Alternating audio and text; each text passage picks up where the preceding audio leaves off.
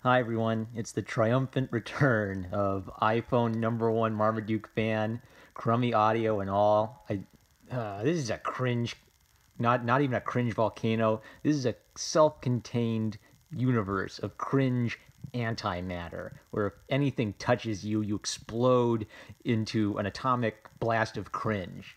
Ugh. And since this is so lazy and so bad, I mean, I've always felt lazy about the iPhone videos and the audio quality, but as my teachers taught me, the medium fits the message. Use the tools that are appropriate for what you're trying to accomplish. So lazy iPhone fits this lazy butt comic, and I'm even on my bed again. It's such a weird thing about me, but I read comics in bed, kind of like while winding down, and I relax. I don't have the desk and the microphone in my face, and I can have some fun. All right, the art is okay in this. There are some moments I would throw shade on. The problem is the script and the tone. I know I shouldn't give them the clicks, but I've been reading and some articles and watching some videos by some of the people who are getting into the Comicsgate hashtag, trying to bait people and try to promote their status as, progressive social justice warriors. They're trying to be the next Anita Sarkeesian, but I sometimes like to read their stuff or listen to their stuff to get a feel for what they're saying. And something I've been noticing is there's a do not look at the man behind pay no attention to the man behind the curtain aspect to that. It's all SJW Marvel has always had social justice in it. All your heroes have been social justice warriors in them. There's nothing weird or different about what's going on. And you can't have it both ways. You can't say the 90s were evil and problematic and sexist, and now we're marginally more progressive. Oh, if only they had more POC or even more progressivism in Marvel Comics. You can't say that on one hand, and then on the other hand, say that comics have always been about social justice warriors. Those are two contradictory points. And one of the points that one of these individuals made. I'm not going to mention them because I'm not interested in engaging with tendentious people that much. These people jumped into Comicsgate when some mainstream outlets started giving attention to diversity in comics and some of these conversations. Not today, Satan means ignore people who are tendentious. Interact with people who are sincere in interacting with you, probably in real life, face-to-face interactions where they can't play the Twitter game of trying to shift your words or dance around with their definitions or bait you into something where they can claim harassment. Not today, Satan means don't interact with them whatsoever. Just ignore them and look for people who will actually have a legitimate conversation with you. Because what I read or heard in one of these videos was that the idea that Marvel's always had this sort of cutesy Marvel brand of humor, and it's only you evil white old dinosaur dudes who think that there's a problem in contemporary Marvel comics. And what I want to illustrate about with this is cringy. There's nothing about it that's political, really.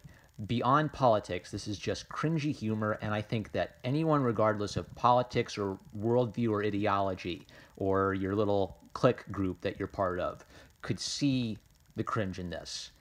Diversity in Comics mentioned the rules of improv in one of his videos, but it wasn't even... I don't even know what application he made from that, but the rules of improv. Rule number 1, no is never the answer. The answer is yes and. Number 2, never point out that you are not the funniest person on stage, which is sort of to keep actors from upstaging one another. Number 3, never point out the 800-pound gorilla, because just keep that in mind so I don't bloviate about improv too much. Let's start looking at this. Shang-Chi. The only thing, I never read a Shang-Chi comic back in the day. I kind of just saw an ad of him and thought, oh, that's cool. I love Kung Fu. I love the Kung Fu TV series. I love Ninja Turtles, there's a sense in which Kung Fu is kind of ridiculous, but also in a fantasy setting, you can make it work. You can actually have magical stuff going on, and Shang-Chi is on his day off with his monkey. This was a little creepy where I thought at first his eyes were getting ripped out, and that seemed pretty dark, even though that's probably what a monkey would do if you trained a monkey to be your Kung Fu sidekick. This seemed to be like a bit of a creepy moment in the middle of a lighthearted comic, and then later this guy's apparently okay, and they didn't establish that, so kind of a weak moment of establishing what is the degree to which he's getting hurt here? Or his eye's getting ripped off, or is he just getting like a little poke in the eye or something? And, okay, so the problem with this comic is its attempt to establish a sense of humor. Monty Python's kind of funny because it's random. They're using sort of that mentality of the improv style of humor, you know, random stuff, but committing to the bit and sticking with the funny bit. This is trying to create humor at the expense of goofy old comic books and goofy old comic book conventions, like Minions, like goofy evil villains, but just saying, ha ha, this guy's name is so silly. What's his name? So Dr. Praxis, and then he mentions that his name is Dr. Mel Praxis, and he says, oh, it sounds like malpractice. That is so goofy. Now, forever after this moment, it will not be funny for them to mention that Dr. Mel Praxis' name sounds like Dr. Malpractice. They have essentially said, his name sounds like malpractice. That is silly. Isn't this silly? If an 800-pound gorilla walks into a barber shop, that could be funny because an 800-pound gorilla doesn't belong in a barber shop. Whether you play it straight and scream, oh no, an 800-pound gorilla, someone save me, help me, call 911. I accidentally mentioned the 800-pound gorilla there. But the point is, if you played it straight or if you played it silly and you're the barber and you just start giving the 800-pound gorilla a haircut and talking about the weather and sports while the 800-pound gorilla is tearing stuff apart, it's funny because there's an 800-pound gorilla in the barbershop. It's not funny because you say, you are an 800-pound gorilla. Isn't it interesting to have this 800-pound gorilla here? This is a most unusual set of circumstances to have an 800-pound gorilla in my barbershop, and it is indeed most unusual to have this individual named Dr. Mel Praxis, whose name sounds a bit like Dr. Malpractice. Ho ho, oh, aren't you amused? And they're ninjas who are working their way through college. Tee hee hee. Oh, look at this guy. I mean, I don't know if this was a callback to some goofy villain from the Silver Age, but he's got his white lab coat, and he's got a staff that looks like the medical symbol, and he's got his stethoscope and his little doctor light hat on his head. Okay. Gets worse, guys. Gets worse. So we've already pointed out the 800-pound gorilla in the room. Now, did you think it was funny the first time when we pointed out that Dr. Malpractice's name sounds like Dr. Malpractice? Well, I'll bet you think it's even funnier the second time when our hero points it out and he gets sensitive about it. Ooh! It can be funny if this guy has a funny name and he's sensitive about his funny name, but it's not funny to just say this 2 times in a row. All right, and now get ready because we're gonna have some long da-da-da-da-da. Oh, I'm so silly. Wait, let me tell you my evil plan. Da-da-da-da-da, da-da-da-da-da-da. And then get ready because I turn the page. No, look at this. Oh, novel time. War and Peace. Let's read. Oh, Pizza Rat. Yeah, remember that Pizza Rat video from last year? We'll just read a paragraph of text and we get a Pizza Rat reference. Pizza Rat was so funny. Oh, the animals are learning Kung Fu, and oh, these silly ninjas. Shang-Chi heard about them going to pet stores to get pets. Isn't it funny how he's telling us all this rather than us seeing something silly like this happen? And I actually kind of like this drawing with sort of the sketchiness, but then you read the dialogue and he's discovered all of these pets and they're all been experimented on, and then you see the little tear.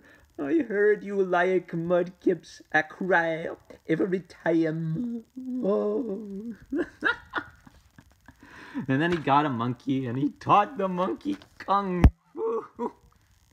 And okay, this is a weak moment. I'm generally okay with the art, so I'm not gonna do. I thought about doing my thing where I draw in the comic, but the art is okay enough that I don't want to punish it that way. This is a script problem, but this outline is a careful contour drawing, but then the interior is a sketchy muscle. So This is a disharmony of two styles. It looks like me with my, you can kind of see my abs, but not because I work out. It's because I'm a skinny little runt. And then someone got a marker and then finally drew a bunch of goofy muscles on me, and then I posed, hoo-ah, like that.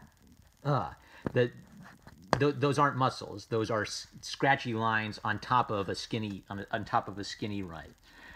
And then 2 pages now. So we've had 1 page of da da da da da da da, and now page 2 of da da da da da da. Oh, isn't it so funny and interesting to hear about how Shang-Chi did all of this investigating and doing his detective skillerin? Show don't tell. Show don't tell. And then it's time for our 2-page spread. Oh, and then that's right, the culmination of my life's work, striving tirelessly for years to develop an army of kung fu animals, pays off tonight. Surely this will get me back into the hand after that little Christmas party snafu. Power of the Iron Fist! Did I just do a face reveal there? I bet I did. Which way should I hold this phone? I don't even know. If you're upside down now, I'm sorry. But that's all I care about. Oh, power of the iron. Okay. Then again, now, did you think all this was funny before the first time? Well, get ready, because we're going to tell you the same joke again. Okay, so he goes on about how he wants to create an army of kung fu animals. You can lead a horse to kung fu, but you can't make him kick. That's not just a funny saying. I wanted kung fu horses. Power of the Iron Fist! Man, I'm really wrecking this. Man, I'm not really committing to my principle of not ripping comics, even if I don't like them, because I learned something about it. Whoa, the artist, you've saved this comic from me drawing on top of it, but you aren't saving it from me practicing a little kung fu magic on it. So, Shang-Chi says he's gonna get out, and then the animal, the monkey, beats some people up. This doesn't work. Bonk, and they're just kind of like, nothing is sold that these two have bonked into each other. They look like they're smooching, and they're doing some, sarcastic zombie woo with their hands. There's no force. There's nothing which has put them together here. Oh, and this leg, okay? Maybe Shang-Chi can bend his knee in ways no other human can, like a contortionist. But legs don't do that for normal humans. And even if you are kind of like a contortionist character where that's one of your powers, that doesn't necessarily mean it looks good or it looks forceful. He just kind of flopped his leg sideways and maybe broke his own leg there. Okay, and then, oh, let's go get them. We get paid. Tee-hee, ninjas. Oh, ninjas. Oh. And this kung fu isn't as good as the kung fu scenes in Iron Fist. The art of Perkins' art in Iron Fist really sells, the fun, cheesy kung fu movie aspect of it. And this is just okay compared to that. This might be one of the most okay pages art-wise in this. Now, again, this is the moment where I figured out that the monkey's actually not literally ripping out their eyes. I don't know. Maybe literal eyes being ripped out would be funny at this point, just by virtue of comparison to everything else. And then he makes a call. Oh, I need pizza. Come get me quick. Oh, he's so silly. Okay. Yeah, we got to talk about style later. And then Shang-Chi releases the poor octopus. Not all humans are monsters into the sewers. You can't release an octopus into the sewers. So are they trying to do a bit like, oh, Captain Planet, Teenage Mutant Ninja Turtles? It doesn't really make sense. This is just a Saturday morning cartoon thing. Well, nothing about the art has communicated silly Saturday morning cartoon, with someone saying Cobra or Skeletor, saying, yeah.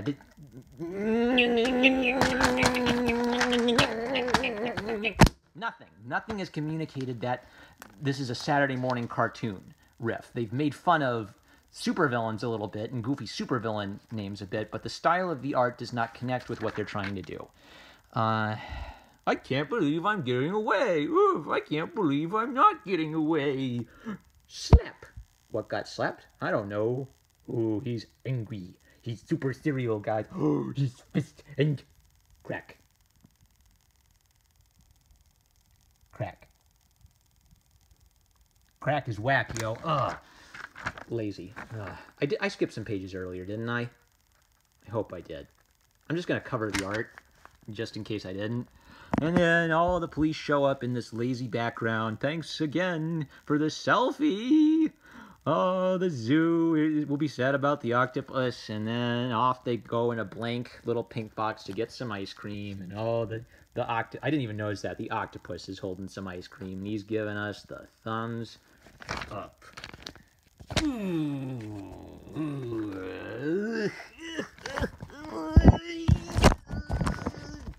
I got a little too in character there for a bit, guys. I mean, yeah, sure, I'm doing a bit and having some fun, but that was not entirely a bit.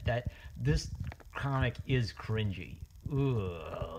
Okay, so I accidentally turned it off while zipping out on it a bit and doing like everybody was kung fu fighting with the comic book, but then I tried to make some serious points and realized I turned it off. So the serious point I was trying to make was that this is a miscommunication of tone, where they didn't establish in the beginning very well. I mean, I guess he went to get ice cream, but it took a little bit for the shoe to drop and for me to realize, oh, I'm supposed to be laughing. And then the type of humor was, isn't this funny? Nudge, nudge, wink, wink. Super, super silly, right? So silly. And silliness can be fun, but the humor has to come from the characters. It has to come from something other than it's so silly. I've been rewatching Avatar: The Last Airbender recently, and there are moments where it's kind of juvenile and it's sort of oh ho tee hee, so silly kind of humor for some of the gags, but most of the gags land because they're based in the character. So Sokka is an egghead and he says something smug, and then he trips and he lands in a puddle or something, right? And it's funny not just because he tripped and landed in a puddle, but also because he set it up by being a bit full of himself. Character-based humor is funny without references. It's funny without mugging to the audience and saying, aren't we super silly? And random silly kind of humor is silly because you don't know what to expect or the rules of the world seem unusual. But then it ceases to be silly when you start pointing out how silly you all are.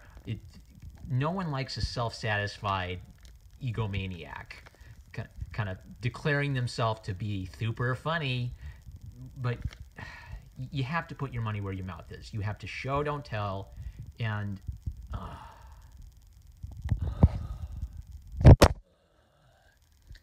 the #1 Marmaduke fan. Catch you later.